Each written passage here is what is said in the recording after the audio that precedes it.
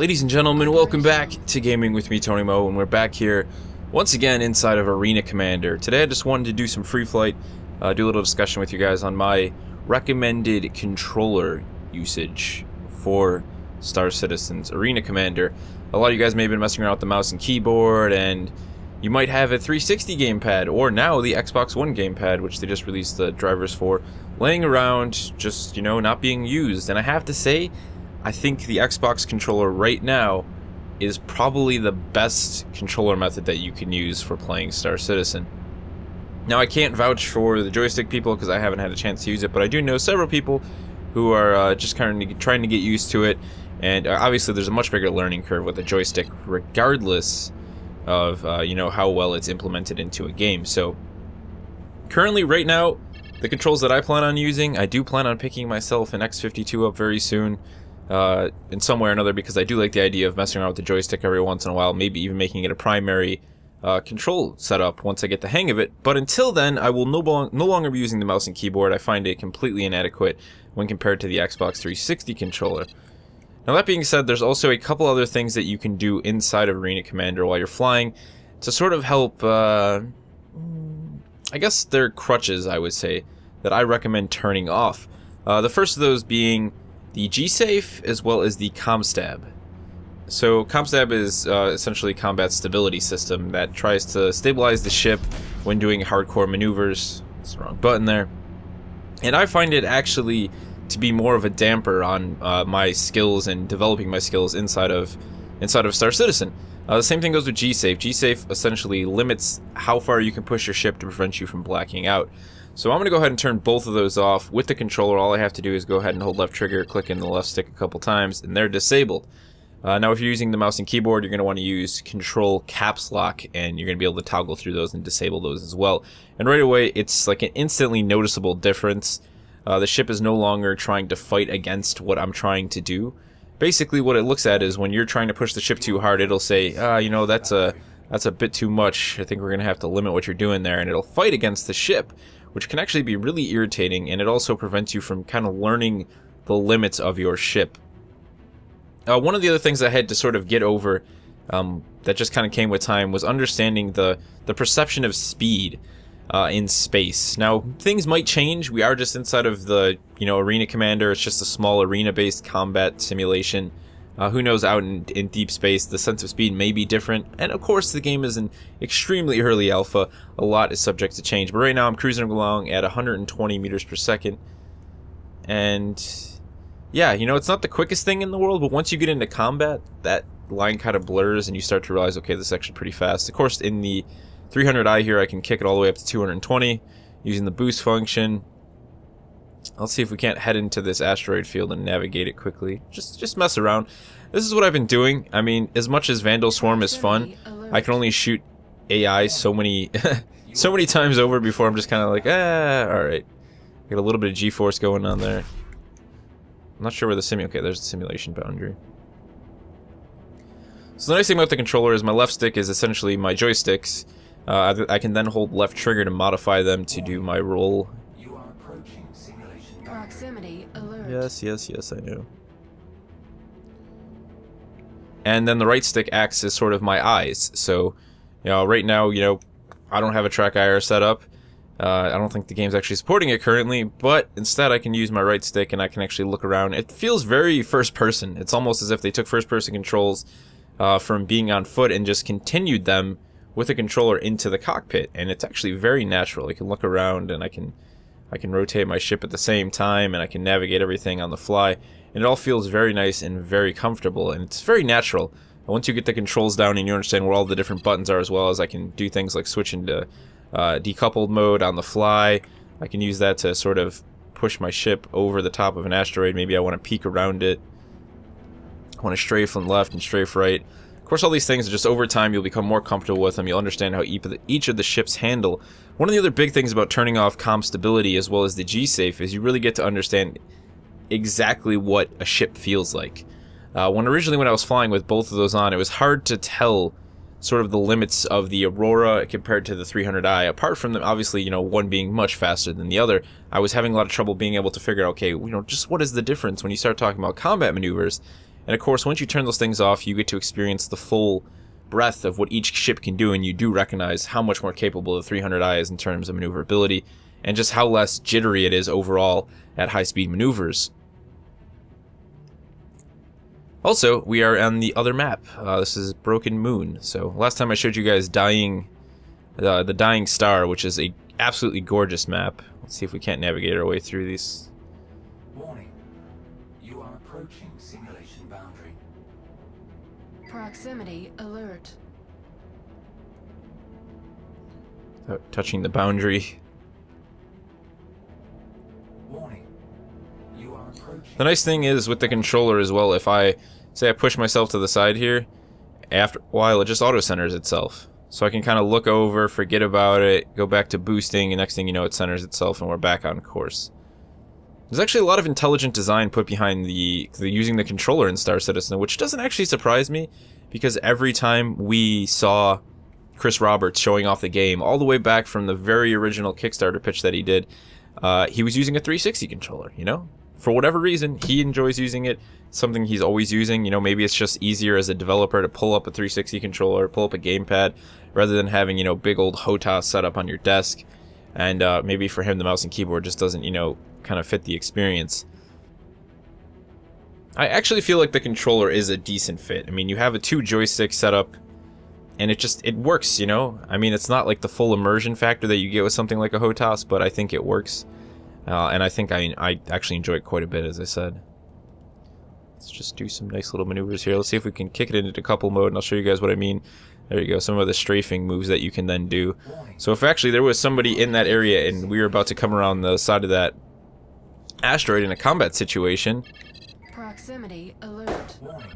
as we smash our ship into an asteroid, toggled off the decouple mode a couple times on accident. But as I was saying, you know, you're coming around an asteroid like that, that's something that I can definitely see being useful in a combat situation and a dogfight.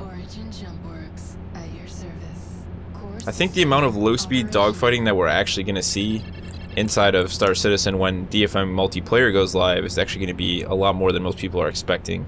I don't think space combat with the Newtonian physics and things like the decouple mode is so much about that really high-speed combat as it is about, you know, really small, precise maneuvers in space and making use of whatever cover you have to be effective and to keep your ship in one piece. Proximity alert. Let's just do some close-up flying. See if we can't roll the dice a little bit here. Do some risky maneuvers.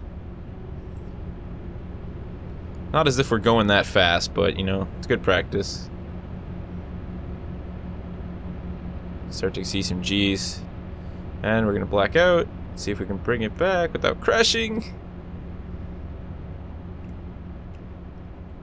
I love the whole idea of the G-force thing. You know, you can leave G-safe if you want on, and you know, do whatever you feel like you need to do to be effective in a combat situation. But the fact is, somebody who can, you know, sort of recognize where their limit is without G-safe on is going to be much more maneuverable. They're going to be much more effective at the end of the day. In a dogfight situation. Proximity alert.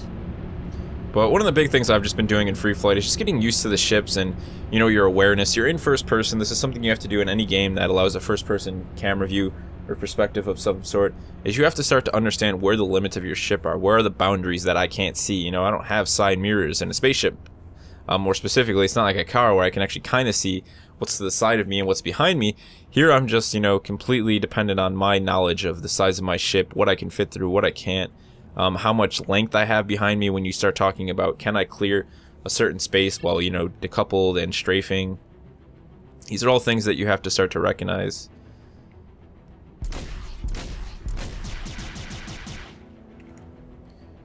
But I found the decouple mode to be a very interesting, I guess you could say, skill set, piece of equipment when it comes to engaging in combat scenarios, especially when you start talking about avoiding pulling too many G's in a situation where you might just be trying to rotate your ship at a very high speed.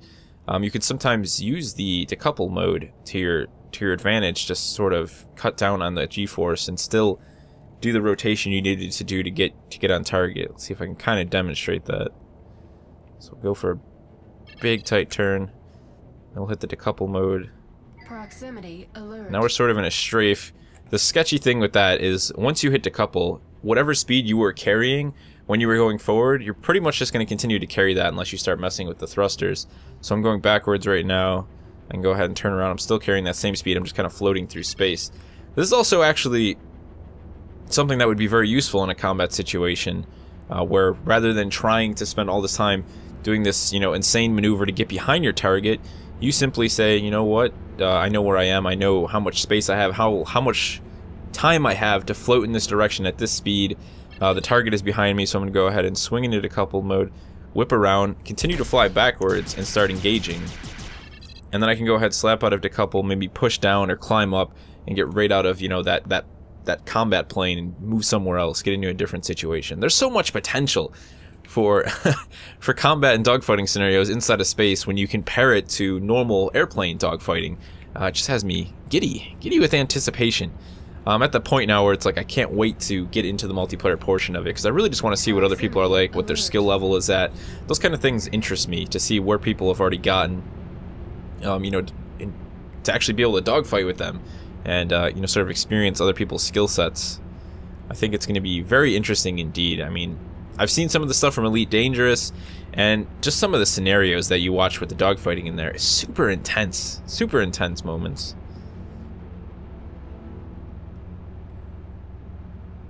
So let's see. One of the other useful features things that you can do is you can reset your throttle to 0. Not sure how this works on the keyboard. I know there's also the air brake. Those aren't the same thing, actually. What I can do in the controller is I can double tap left bumper, which is my decreased throttle, and it'll automatically set my throttle to 0. So this is great. Maybe I'm coming in for a really tight turn. I'm going to wrap around an asteroid, for example. Let's see if we can push up this way. I'm deciding that I'm going to do a maneuver here where I wrap around this asteroid. So what I'm going to do is I'm going to push right past it till I just clear it and get really close to it. Somebody's on my tail. Double tap 0, hit the decoupler, rotate around. This guy maybe followed me around the asteroid, start putting rounds on target, and coast out of the safe zone of the map because I wasn't paying attention to my surroundings. What I was going to say was kick off decouple mode, recouple, hit the thrusters, go over the top of the asteroid. But instead we floated off into space. But that's what the point of this is. That's what the point of free flight is.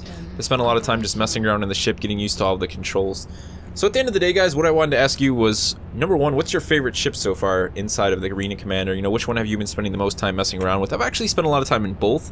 I can't say that I would actually spend time dogfighting in the Aurora anymore, now that I've actually gotten down the 300i and I know its limits, and I've just become a much better pilot in it in general. But I would like to use that. The Aurora actually does feel like the perfect sort of small scavenging or exploring ship for me. I'll probably do some tweaks to it in-game when time goes on in Persistent Universe and upgrade it, make it more of an exploring ship or a solo adventuring ship, whatever it may be. But at the end of the day, the 300i, if I had to choose just between the two, would definitely be the one I chose for combat situations. Of course, I have my Avenger. But which ship are you using the most, and what controller setup are you using? That's really what I'm interested in. A lot of people are starting to realize that the 360 gamepad is actually a very, very good setup. Again, I can't recommend it enough. If you haven't tried it, you're putting it off for some reason, give it a whirl. Take a look at the the key bindings for it, start to understand where everything is, and it's just a very natural control, way of controlling the game, way of controlling your ship. I cannot recommend it enough. The last thing I wanted to ask you guys was just a little bit of feedback on what you'd like to see in terms of my Star Citizen videos going forward. I have a ton of ideas for things, but at the same time, it's like there's a lot of different directions I can go. Do you guys like this idea of sort of a flight series where we sit down and start to develop and learn skills, and I sit here and it's a learning experience for both of us, for myself, and sort of just messing around, pushing the boundaries of each of the ships, understanding what they can and can't do, and practicing some flight maneuvers that I might come up with in my head. Would you like that kind of thing? Let me know in the comment section below, and I'll see you guys in the next one.